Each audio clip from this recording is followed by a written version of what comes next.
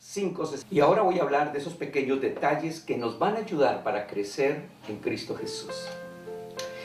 En la Biblia nos habla en Hebreos capítulo 12, en el versículo 12 al 15 dice así: por lo cual, levantad las manos caídas y las rodillas paralizadas, y haced sendas derechas para vuestros pies, para que lo cojo no se salga del camino, sino que sea sanado. Seguid la paz con todos y la santidad, sin la cual nadie verá al Señor. Mirad bien, no sea que alguno deje de alcanzar la gracia de Dios, que brotando alguna raíz de amargura os estorbe, y por ella muchos sean contaminados. Después sigue en el versículo 18, porque no os habéis acercado al monte que se podía palpar y que ardía en fuego, a la oscuridad, a las tinieblas y a la tempestad. Y el versículo 22, 23 y 24 dice: sino que os habéis acercado al monte de Sión, a la ciudad del Dios vivo, Jerusalén la celestial, a la compañía de muchos millares de ángeles, a la congregación de los primogénitos que están inscritos en los cielos, a Dios, el juez de todos, a los espíritus de los justos hechos perfectos, a Jesús, el mediador del nuevo pacto, y a la sangre rociada, que habla mejor que la de Abel. Nos está hablando en esta palabra de lo primero que tenemos que hacer es, dice que levantemos las manos caídas y las rodillas que están paralizadas. ¿Por qué habla de las manos caídas? Habla de las manos caídas porque la mayoría de las personas, sus manos no están ayudando a otras personas. Las manos de las personas, las manos, si hablamos nosotros sobre algo natural, la mano de muchos seres humanos no está para ayudar a otros hermanos, para ayudar a otras personas, sino que solamente están para producir su propio dinero, para producir para sus propias cosas. Y las rodillas paralizadas porque miles de personas no se arrodillan ahora delante de nuestro Dios. Ahora hemos llegado al punto en que la maldad ha crecido de una forma agigantada en la tierra. Y podemos ver esto en todo lugar. Entonces el Señor aquí nos está diciendo que nosotros tenemos que caminar así, de esa manera. Y dice, y nos habla, y nos dice, seguid la paz con todos. Dice, y la santidad sin la cual nadie verá al Señor.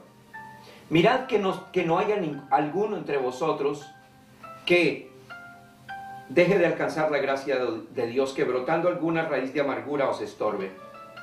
Las raíces de amargura que existen en muchas personas no dejan que muchas otras que están a su alrededor prosperen o progresen. Y lo podemos ver en las iglesias, lo podemos ver en todo lugar, podemos verlo en nuestros hogares, lo podemos ver en todo lugar, que el que tiene raíz de amargura no quiere que nadie triunfe. El que tiene raíz de amargura no quiere que nadie viva feliz. El que tiene raíz de amargura quiere que todo el mundo tenga la misma amargura que él tiene. Y entonces, si nosotros nos dejamos llevar por estas personas que tienen una raíz de amargura, ¿qué va a suceder? No vamos a poder nosotros lograr nunca una bendición. No vamos a poder nosotros alcanzar lo que Dios tiene para cada uno. Y el versículo sigue: porque no os habéis acercado al monte que se podía palpar. Está hablando de la ley. La ley, el monte, cuando Moisés recibió las tablas de la ley, dice la Biblia que había un gran temblor, terremoto, truenos, relámpagos, porque la gloria de Dios se había acercado a ellos. Entonces dice, no nos hemos acercado a ese monte a recibir la ley. Ahora ya la ley no tiene nada. Ya la ley fue abolida por nuestro Señor Jesucristo. Dice en el versículo 22, dice, sino que os habéis acercado al monte de Sión, a la ciudad del Dios vivo, a la Jerusalén celestial, a la congregación de los primogénitos que están inscritos en los cielos, a Dios, el juez de todos, y a los espíritus de los justos hechos perfectos. Nos hemos acercado a la nube de testigos, nos hemos acercado a la gloria de nuestro Señor Jesucristo, nos hemos acercado al poder del Señor. Entonces, este es un tiempo en que nosotros tenemos que aprender sobre todos estos versículos, y a medida que vamos teniendo el programa, vamos a ir explicando todo lo que sucede, la doctrina de la gracia, el regalo que Dios nos ha entregado, el amor tan grande que Él ha tenido con nosotros, cómo Dios en este último tiempo está haciendo unos milagros potentosos, nos está entregando, no sé, cosas tan maravillosas, pero que la mayoría de los cristianos desafortunadamente han desconocido precisamente. ¿Por qué? Porque nos lo han negado. Nos han negado y ha habido mucha oscuridad, pero creemos que este es el tiempo en que ya la oscuridad se ha ido de nosotros. Entonces, dice, nos hemos acercado a Jesús, el mediador del nuevo pacto, y a la sangre rociada que habla mejor que la de Abel. Esos pequeños detalles que nos hacen salir del camino y que no nos dejan a nosotros vivir en victoria. Y vamos a hablar de algunos de esos pequeños detalles. El primero es congregarnos. Muchas personas no quieren congregarse. Muchas personas creen que en la iglesia, que en la casa pueden estar orando, leyendo la Biblia. Y eso está bien, está correcto, podemos hacerlo en la casa. Pero ¿qué sucede? ¿Qué es lo que pasa? Nosotros vamos a congregarnos porque el Señor nos da una palabra, nos da una, digamos que aparte de que es un mandato, es el momento en que nosotros podemos estar en compañía de nuestros hermanos. Si yo voy con voy con una raíz de amargura, voy con un problema, voy con una situación difícil, allá en la congregación voy a encontrar hombres y mujeres maduros que me van a ayudar, que me van a fortalecer, que me van a dar una palabra de aliento. En Hebreos capítulo 10, versículo 23 nos habla perfectamente sobre esto. Dice, mantengámonos firmes, sin fluctuar la profesión de nuestra esperanza, porque fiel es el que nos prometió. Y considerémonos unos a otros para estimularnos al amor y a las buenas obras, no dejando de congregarnos como algunos tienen por costumbre, sino exhortándonos, y tanto más cuando veis que aquel día se acerca. Nosotros, los seres humanos, fuimos hechos para vivir en comunidad. Todos los seres humanos siempre anhelamos tener una relación, sea con nuestra familia, sea con nuestros padres, sea con nuestros amigos. ¿Cuánto más los hijos de Dios necesitamos congregarnos, necesitamos estar en la iglesia, necesitamos ver a nuestros hermanos, necesitamos compartir con ellos? ¿Por qué? Porque son momentos en que va a existir la restauración. Muchas veces una persona puede venir con un problema a la iglesia, pero ¿qué va a suceder? Si allá en la iglesia va a encontrar hermanos, el pastor, los líderes, que lo van a apoyar, que lo van a fortalecer, que en un momento difícil necesitamos un consejo y que ellos nos están dando un consejo. Qué hermoso es, ¿verdad? Entonces, esa es una de las cosas pequeñas que tenemos que hacer, congregarnos, no dejando de congregarnos. La segunda que voy a hablar es cazar las zorras pequeñas. Cantares nos habla así, en el capítulo 2, versículo 15. Cazadnos las zorras pequeñas que echan a perder las viñas, porque nuestras viñas están en cierre. ¿Qué son las zorras pequeñas? Son esas cosas que no se ven a simple vista y que nos atrasan la bendición. Cosas pequeñas, las cosas pequeñas que no nos dejan a nosotros ser bendecidos. Voy a ponerles un ejemplo muy sencillo. Un piloto va en su avión. En ese momento, el piloto comienza a ver que el marcador de combustible está bajito. El piloto aterriza en el primer aeropuerto que encuentra de emergencia y hace que revisen el tanque de combustible y se dan cuenta que el tanque de combustible está en perfectas condiciones. Entonces revisan el avión por todos los lados. ¿Por qué se está perdiendo el combustible? Se dan cuenta de que no existe, pero el combustible se está perdiendo. El piloto sabe que si vuelve otra vez a emprender su viaje, posiblemente no va a llegar al lugar de destino, porque él vivió una experiencia. ¿Qué tiene que hacer el piloto? Inmediatamente ordena una revisión más minuciosa, más profunda del avión. Y los ingenieros comienzan a revisar el avión y se dan cuenta que hay una fisura pequeña en el tanque de gasolina y que por esa fisura se está escapando el combustible gota a gota. ¿Qué hace en ese momento el piloto? El piloto no emprende el vuelo, sino que espera hasta que el tanque de combustible sea totalmente reparado. Y después de que ha sido reparado, entonces emprende su viaje seguro porque sabe que va a llegar a su destino sin ningún problema. Así es nuestra vida. Así es nuestra vida y nuestro camino en Cristo Jesús. Tal vez en este momento haya una pequeña fisura en tu vida, tal vez una fisura en tu carácter, tal vez una fisura en el pecado, tal vez una fisura en tu matrimonio, tal vez una fisura que no te ha dejado prosperar, que no te ha dejado ser bendecido. Estás caminando en el Evangelio, estás caminando en la palabra de Dios, pero no has podido ser levantado, no has podido ser prosperado, no has podido caminar como debieras de caminar. ¿Por qué? ¿Cuál es la razón? Tienes que hacer un alto y hacer que el ingeniero de ingenieros, Jesucristo, revise el tanque de tu combustible y el aceite de la unción no se te pierda para que puedas llegar a las alturas. Entonces, esas son pequeñas zorras, pequeñas cosas que nos dejan a nosotros prosperar. Vamos al tercer punto y es sembrar. Segunda de Corintios capítulo 9 versículo 6 nos dice: pero esto os digo, el que siembra escasamente, también segará escasamente. Y el que siembra generosamente, generosamente también segará. Cada uno dé como propuso en su corazón, no con tristeza ni por necesidad, porque Dios ama al dador alegre.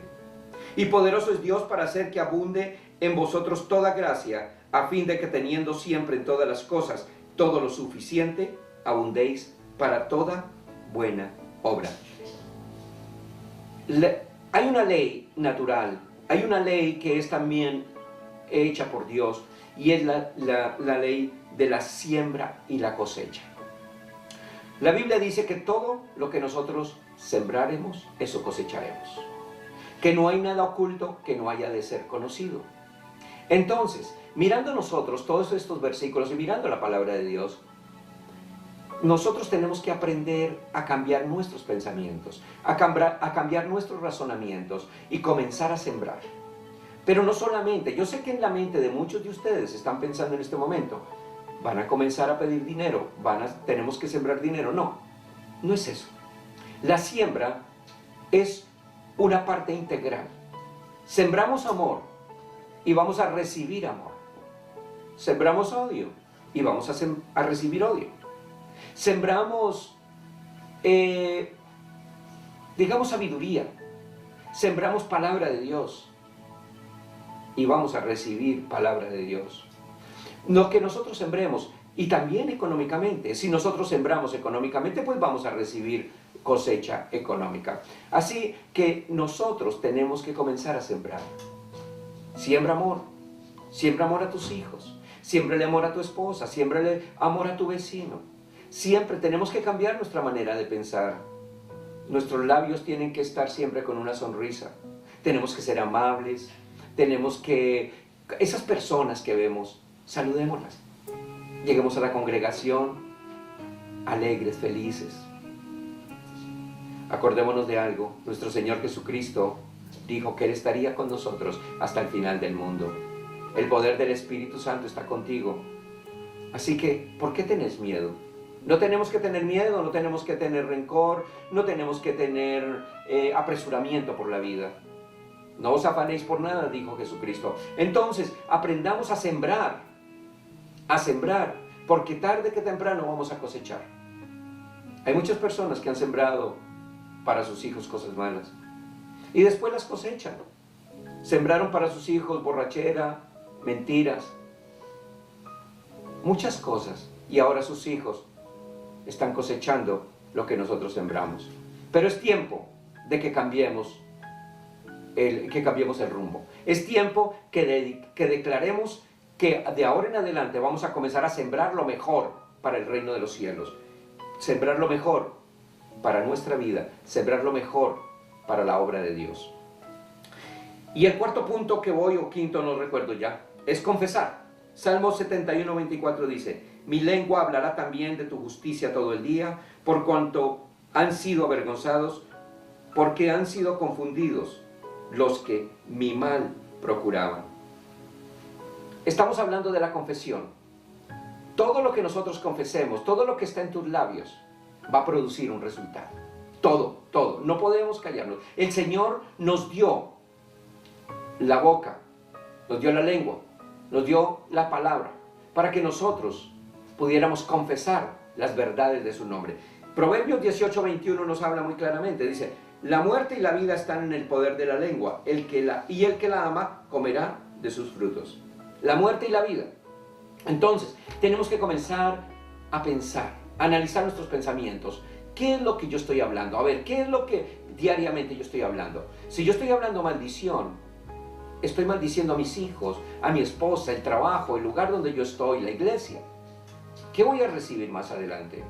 Tenemos que comenzar a cambiar nuestra manera de hablar.